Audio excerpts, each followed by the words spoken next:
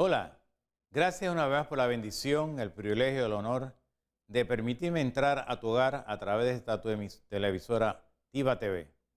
Y gracias a las personas que han estado llamando a la oficina, dándole gracias por el mensaje de este tema tan interesante que hemos traído en esta serie en las últimas 2 semanas. Hoy es nuestra tercera semana, en nuestro último día donde vamos a terminar esta serie de dolores de cabeza. Como siempre comenzamos explicando cómo funciona el cuerpo en la parte neurofisiológica. Decimos que el cerebro, por medio de intercambios bioquímicos, produce corriente eléctrica. Pasa por esta troncal principal que se llama la médula espinal y sabemos que de aquí sale toda esta cablería eléctrica que nosotros tenemos aquí, como usted puede ver, que le llamamos nervios, que llevan corriente eléctrica a todos los aparatos y sistemas que nosotros tenemos. Tenemos un área que si le damos un close-up, usted puede ver esto que está aquí, se parece mucho a la caja de fusibles que tenemos en las casas. Tenemos unos cables positivos que le llamamos el sistema simpático y tenemos unos cables negativos que le llamamos el sistema parasimpático. Todo aparato eléctrico tiene un ciclo eléctrico, correcto, entra positivo, sale negativo. En el ser humano pasa exactamente lo mismo.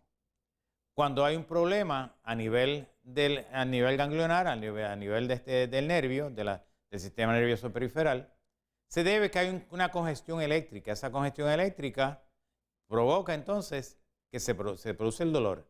También les he explicado en varias ocasiones que si lo comparamos con una hornilla eléctrica, la hornilla eléctrica mientras está apagada realmente está prendida, porque hace un ciclo eléctrico con la caja de fusible, correcto. En el momento que usted prende la hornilla, usted crea un bloqueo, ese bloqueo crea una resistencia y esa resistencia pasa a la hornilla en forma de calor.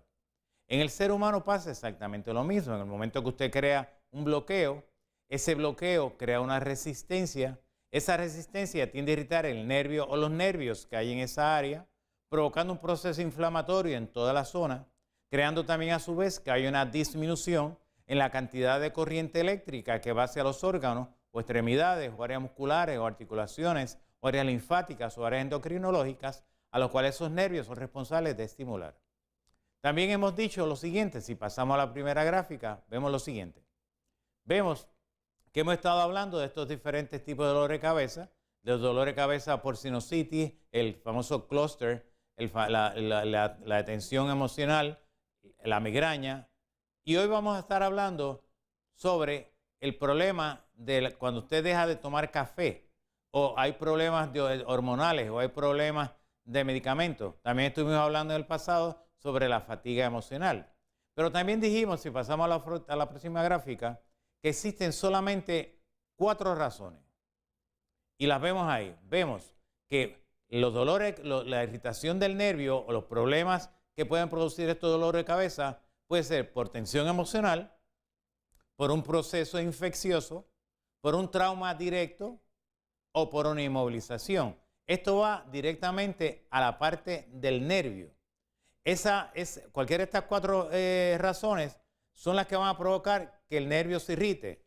Ese nervio entonces produce el dolor y el dolor es provocado por una tensión muscular, porque esa tensión muscular se debe a que debido a la célula, al tener ese cambio, la célula en su estado normal, afuera es sodio, adentro es potasio, cuando se lastima se invierte, el sodio se va adentro, el potasio afuera, y por tanto y por cuanto hay sodio adentro, hay retención de metabolitos y hay un problema isquémico.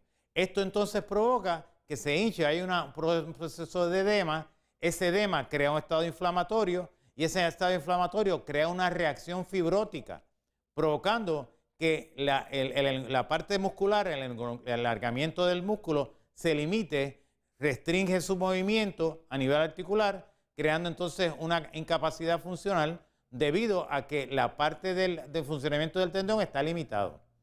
De la misma forma, entonces, ya sabiendo esto, entonces pasamos a la próxima gráfica, donde vamos a estar hablando hoy sobre el tema de dolor de cabeza por medicamento. Los dolores de cabeza inducidos por exceso de medicamentos causan dolor que se esparce o se ubica en diferentes partes de la cabeza. Si usted puede ver, estas personas toman montones de medicamentos. Si pasamos acá, vamos a ver lo siguiente. Los medicamentos, una vez se ingieren, pasan a esta zona que está aquí, le llamamos el hipotálamo. Esta área es donde trabaja toda la parte de la bioquímica cerebral. Esta bioquímica cerebral es la que produce la corriente que va a pasar por acá. ¿Qué sucede? Dependiendo del tipo de medicamento que usted está tomando, va a crear ese metabolismo. Y si usted es de los que toma 2, 3, 4, 15 medicamentos, han llegado a la oficina. Una vez una señora llegó a mi oficina con una bolsa de medicamentos. Habían 27 frascos de medicamentos. Y yo le digo, ¿y cuál de estos medicamentos usted se está tomando? Me dice, yo me los tomo todos. Pero ¿cómo usted se lo va a tomar todo? Mire, este medicamento y este medicamento hacen interacción entre ellos. ¿Usted ha hablado con el compañero médico para que le haga una reevaluación sobre estos medicamentos? La mayoría de ellos me dicen que no. Ellos simplemente van a la oficina, el compañero médico le hace la receta, ellos van a la farmacia y se compran el medicamento y siguen adelante. Y eso es un gravísimo error. ¿Por qué? Porque esa toxicidad medicamentosa, o sea, toda esta área comienza a crear una reacción. ¿A dónde? Si venimos acá otra vez, va a llegar a la parte del estómago. Ese estómago va a empezar a metabolizar todo esto a nivel de hígado, de vaso, de páncreas, de riñones. Toda esta área comienza a dejar de funcionar correctamente, provocando entonces que a este nivel empiecen los dolores de cabeza. Y ese dolor de cabeza entonces se debe al exceso de medicamentos. Y usted puede tener problemas que usualmente caen en depresión las personas. O se vuelven unas personas agresivas. Su temperamento es impresionantemente malo. O sea, son personas que no se soportan ni ellos mismos. Son personas con unos cambios de personalidad constantes. Y es porque la cantidad de medicamentos que usan hace interacción entre ellos, o hay personas que cometen el gravísimo error que dice, bueno, una pastilla me hace bien, 2 me debe hacer mejor, o 3 me hace mucho mejor, o como dicen los nenes, me hace más mejor.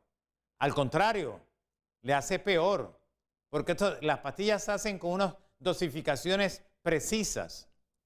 Yo soy de las personas, y en la oficina lo practicamos, de que el paciente, entre menos medicamentos, mejor. Porque el cuerpo lo que necesita es la presencia del medicamento. Utilizamos algún tipo de medicamento, pero no utilizamos el exceso. Y cuando viene el paciente con esa cantidad de medicamentos, nos comunicamos con sus médicos para decirle, mira, te voy a referir a tu paciente porque tiene esta lista de medicamentos y estos medicamentos lo está utilizando en forma errónea, están creando interacción y le decimos los medicamentos que están creando interacción entre ellos para que de esta forma el compañero médico pueda orientarlos y dirigirlos a que vayan a evitar que ese mismo exceso provoque entonces que ocurra una isquemia severa cerebral o un derrame cerebral o un infarto cerebral que le pueda provocar entonces que se vaya en coma o simplemente se muere. ¿Por qué? Por la misma congestión eléctrica, se bloquea. El cerebro es una maravilla, de los órganos es maravilloso, porque en ese pedazo de carne, para que usted me pueda entender, hay tantas funciones. El cerebro es el que tiene el control de todo el cuerpo. Es esa gran computadora. Es la que nos ayuda a ver, a hablar, a oír, a escuchar, a sentir. Es la que ayuda a que funcione el corazón, el vaso, el páncreas, el hígado, los riñones, el área muscular, el sistema endocrino, el sistema linfático. Pero si usted al cerebro lo bombardea con toda esa cantidad de medicamentos, oiga, él va a reaccionar. Es como si a usted se pasan molestándolo. Usted al principio, usted va a estar, pues, está bien, lo deja pasar.